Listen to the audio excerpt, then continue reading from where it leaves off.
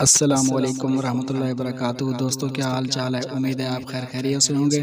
اگر آپ میرے یوٹیوب چینل ایم شاہد سانگی آفیشیل پر نئے ہیں تو میرے چینل کو سبسکرائب کر دیں، گھنٹی کے بٹن کو دبا دیں تاکہ ہر نئی آنے والی ویڈیو آپ تک پہنچ سکے۔ آئیے چلتے ہیں اب ویڈیو کی جانب۔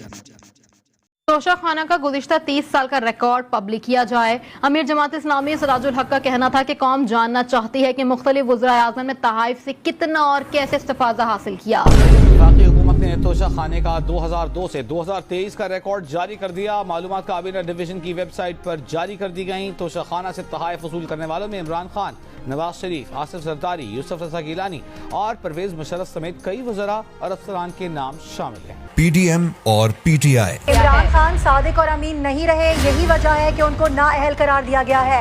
الیکشن کمیشن نے توشہ خانہ ریفرنس کا فیصلہ سنانا شروع کر دیا ہے۔ میاں محمد نواز شریف کو ایون فیلڈ ریفرنس میں 10 سال قید کی سزا سنا دی گئی ہے۔ مریم نواز کو 7 سال قید کی سزا سنا دی گئی ہے۔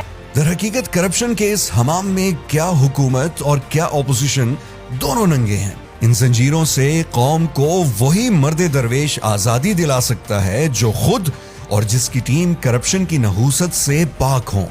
یہ مرد قلندر سراج الحق ہے جس کی امانت و دیانت کی گواہی عدالت عظمیٰ بھی دے چکی ہے اور جس کی ٹیم پر بھی آج تک کرپشن کا کوئی الزام نہیں لگایا جا سکا۔ عدالت نے کہا کہ اگر 61 اور 62 پہ فیصلے ہونے لگیں تو سراج الحق کے علاوہ باقی سب نااہل ہو جائیں گے۔ یہ انہوں نے ایک فرد کی تعریف نہیں کی، یہ میری جماعت پر تبصرہ کیا۔ کرپشن فری جماعت ہے، حقیقی معنوں میں جمہوری جماعت ہے۔